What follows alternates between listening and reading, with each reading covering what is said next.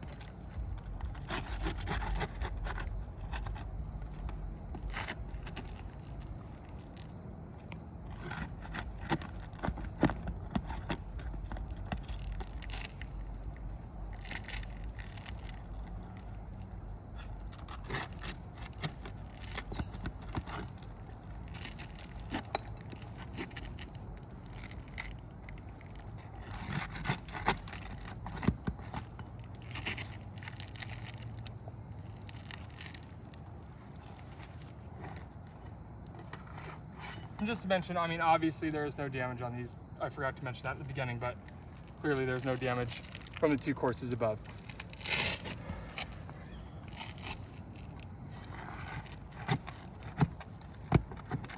That is how we pick out a shingle. If we're gonna go ahead and do a repair on a shingle, especially in a video report, we make sure that we pick a shingle that doesn't have prior damage to the top 2 courses.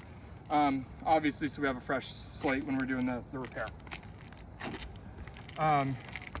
Also, why we do this is to make sure, in an attempt to see even if the roof is repairable. A lot of times with these older roofs, you just don't know until you do it. And so that again is why we make sure we have a clean slate at the top.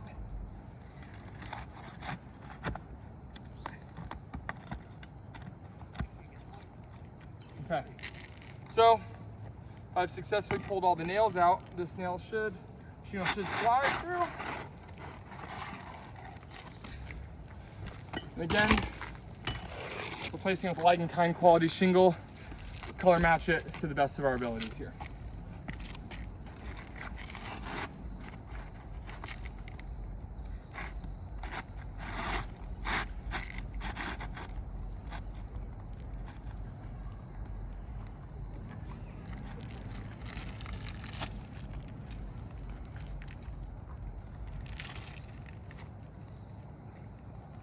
right. Oh, actually. Yeah, good. Take a photo first.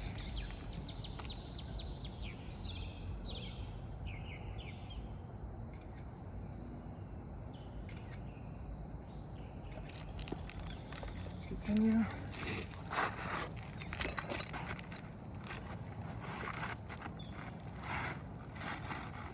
Also, for both of these repairs, for the front slope and the back slope,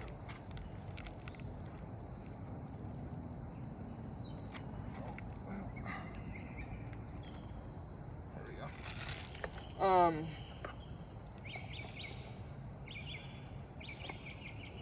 I will be putting emergency tarps over both of them.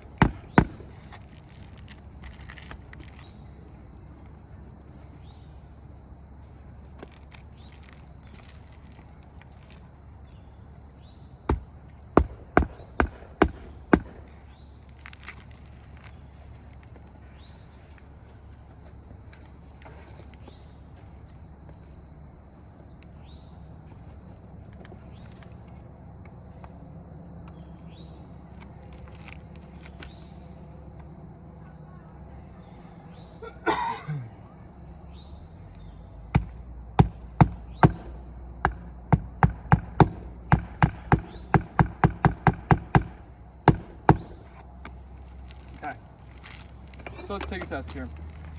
So this is a brand new shingle, very pliable. So if we were to lift this to a 45 degree, say right here, this is even higher. So let's go up to a 90 degree and let it drop. We'll brush very hard. As you can see here, a pliable shingle. There's no granule line loss across the top. You can do that. These are all brand new. So again, you can see how it kind of drops down. You can hear how hard I'm wiping. Pliable shingle here. Now let's go, we'll just test down the line here. This one, so you can already see there's a little bit of a tension point here. Okay, let's wipe. Okay, so there's a granule line loss forming across the top here. You can see that the fiberglass matting in the actual shingle has been fractured. Now let's try this one. Again, there's a little bit of a tension point. I'm not even lifting it to a 45 degree angle here. Now if we wipe our hands across the top, you see a granule line loss across the top there as well. Let's try this one. Again, not lifting it to a 45, not even to a 45 here. Wipe our hands across the top. There's another crease shingle as well. Let's try this one down here. Again, do you just see, I mean, it's just like a sticky note. We did not lift the shingle above 45. Now let's try this one. Now we can see the fiberglass matting in that one as well. We'll go up to the top. This one, I would say this one's actually pretty pliable here. And that stayed fairly the same. I wouldn't say there's any necessarily creasing in the shingle here. So I would pass that one actually. Again, this one's pretty pliable as well.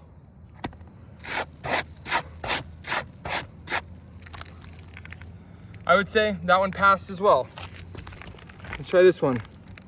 Okay, this one's tension. I mean, you can just feel it in the shingle. It just,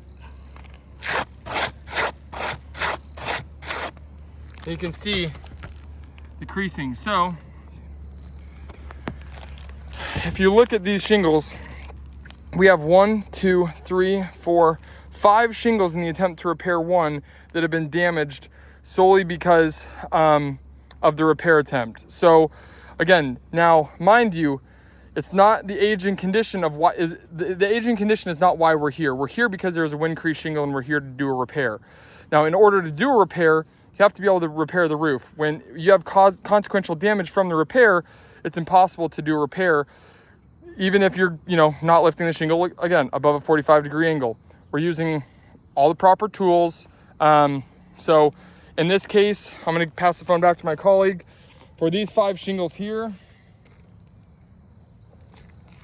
due to repair, we have a crease here. We have a crease here. We have a crease here.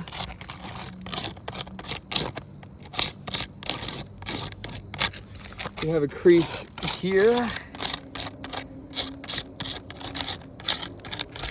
And we have a crease here.